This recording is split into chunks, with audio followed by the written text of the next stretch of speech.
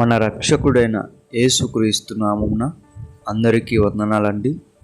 ఈరోజు దేవుని మాటలు గలతీలకు రాసిన పత్రిక 6వ అధ్యాయం 7వ వచనం. మోసపోకుడి, దేవుడు వెక్కిరింపబడడు. మనుష్యుడు ఏమి విత్తునో ఆ పంటనే కోయును.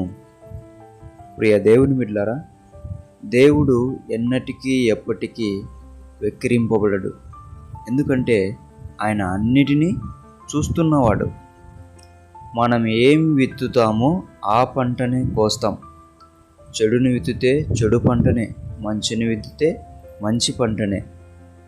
అయితే మనం ఏమి విత్తుతున్నామో ఒకసారి ఆలోచించాలి దేవుని బిడ్డలారా. ఇప్పటికైనా జాగ్రత్త పడదాం. దేవుడు ఎన్నటికీ ఎప్పటికీ వెక్కిరింపబడడు. నువ్వు నేనే అవమానాల పాలవుతాం, నిందల పాలవుతాం, అన్నీ పోగొట్టుకుంటాం. కాబట్టి దేవునితో మనం ఎప్పుడు కూడా చెల్లగాటం ఆడకూడదు. ఆయనను వెక్కిరించబడేలా మనము బ్రతకకూడదు.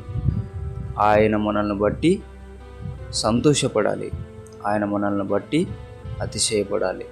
ఎందుకంటే ఆయన బిడ్డలుగా మనల్ని చూడాలనుకుంటున్నాడు. కాబట్టి ఆమేన్. దేవుడి మాటలను దీవించును గాక. ప్రార్థించుకుందాం. దేవా, మీకు వందనాలు, స్తోత్రాలయ్యా. నీ బిడ్డలుగా బ్రతుకుతూ మేము తప్పు చేస్తుంటే మమ్మల్ని క్షమించండి నాయనా.